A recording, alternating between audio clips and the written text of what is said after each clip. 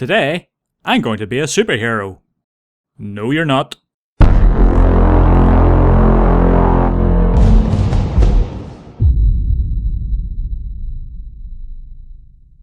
Hey folks, and welcome back to the Sarcast. So, it has been a while, and we can laughingly or loosely refer to the previous episodes as Season 1, and this is now into Season 2.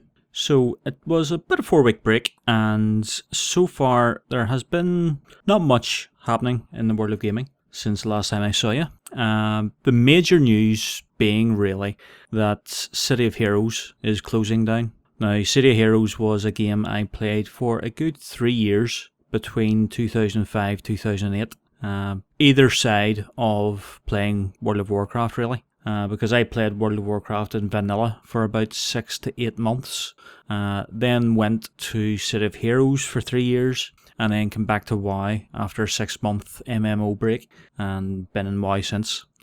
So NCSoft have decided that the game will be shutting down on November 30th, and the announcement was rather sudden. There was no actual warning about the imminent closure.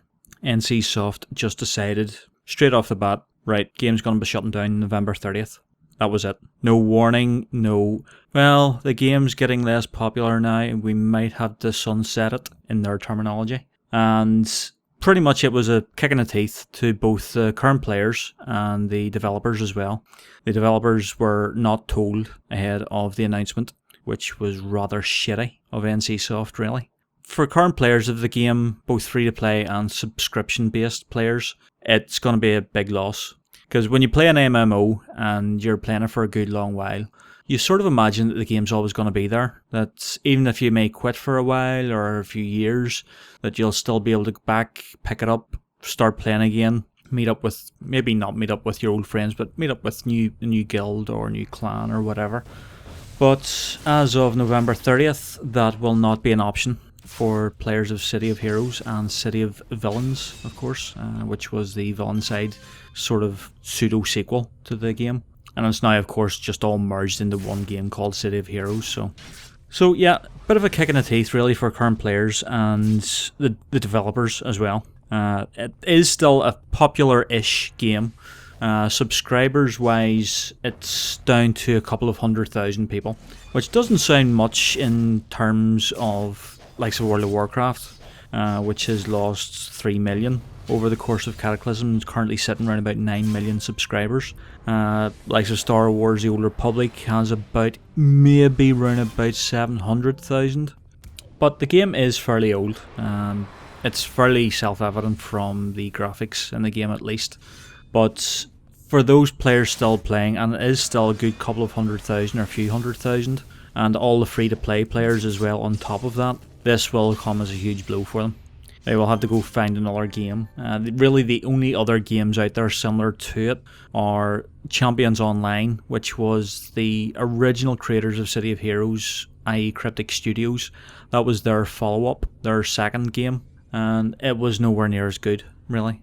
It went free to play within a matter of months, and the game just wasn't great. I didn't really like it at all. I was hoping for a second version of City of Heroes, but it just didn't turn out that way at all. The game was buggy, it was unpolished, it just didn't hang together well, missions didn't really work well, and the entire game was just bleh, really. The only other option then would be DC Universe Online, which of course was another superhero game that went free to play within a matter of months. So City of Heroes was really the stalwart of the superhero MMO genre, and pretty much the daddy of the genre. It was the original, and for many it was the best, and it is just unfortunate to see the game being ended in such a terse fashion. And in other news then, World of Warcraft then, patch 5.0.4 has been released and has since been hotfixed and upgraded to 5.0.5. And this, of course, brought in all the new talents, all the new glyphs, skills, etc.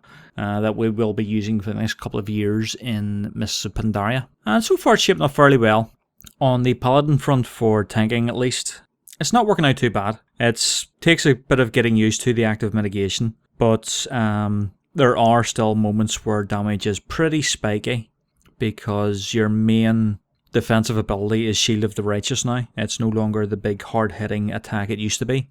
But because Shield of the Righteous is a 3-second defensive buff, there are times when that will fall off and you don't, for whatever reason, have the holy power to get another one off. It does need 3 holy power in order to be able to activate it. So there are going to be moments where the damage is pretty spiky when Shield of the Righteous isn't on you. Saying that, because Vengeance has been changed now and it's no longer capped by your stamina, it can get pretty silly. I've heard tell of Paladin tanks solo tanking on likes of Balerock, for instance, and doing 106k DPS. Yeah, 106k DPS. Now, DPS numbers, of course, will rise in Mists as well, and the changes to Vengeance should ensure that tanks don't have that many problems holding threat, especially now that our AoE taunts have been removed. They basically were our main tool for gathering mobs off a lot of people.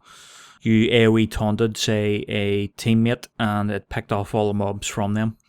So we're now down to single target taunts, which are on an 8-second cooldown, so if there's a lot of mobs heading for another player, you're going to have to break out your AoE toolkit. Consecration, Hammer of the Righteous, the level 90 talents. There's a couple of good AoE abilities in there for Paladin tanks, Paladins in general, since it's not spec specific now for talents, and pretty much looking good at the moment. Major glyphs are all your old talents that get removed from the base talents, and your minor glyphs now are pretty much your cosmetic stuff. On the Hunter, it is good to see BM up there as the best DPS spec now. It was always a bit daft that one hunter who had a pet plus himself was able to do less DPS than, say, a marksman hunter who was just basically on his own, or could be on his own, without any significant impact on his DPS. But as of the new talents and changes in Mists, this has basically role reversed now, or done a full 180. Marksmanship is now the lowest DPS spec, and survival is second, with Beast Mastery as the primary DPS spec now. It's still very gear reliant, so you need to have decent gear to do decent DPS. There are some classes and some specs who are capable of putting out decent DPS regardless of gear level. Not entirely regardless of gear level, but they're not as dependent on gear as it seems that Beast Mastery hunters are. Currently, my hunter, who you last saw at level 55, she has now hit 85 and has got herself up to gear level 83, 82, or thereabouts, and capable of burst about 50, 60k, but sustained DPS, you're talking maybe 20, between 20 and 30, more towards the lower end of that scale.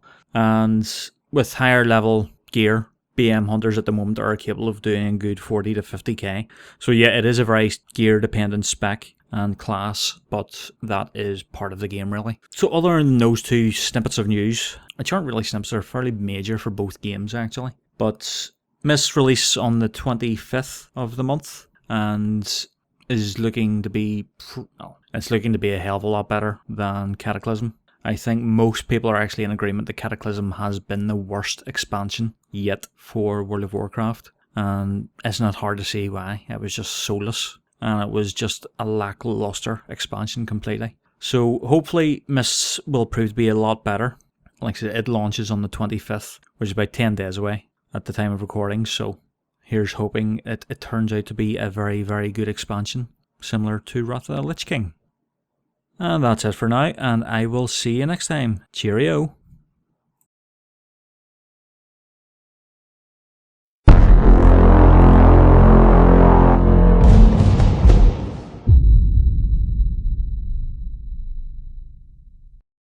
You're a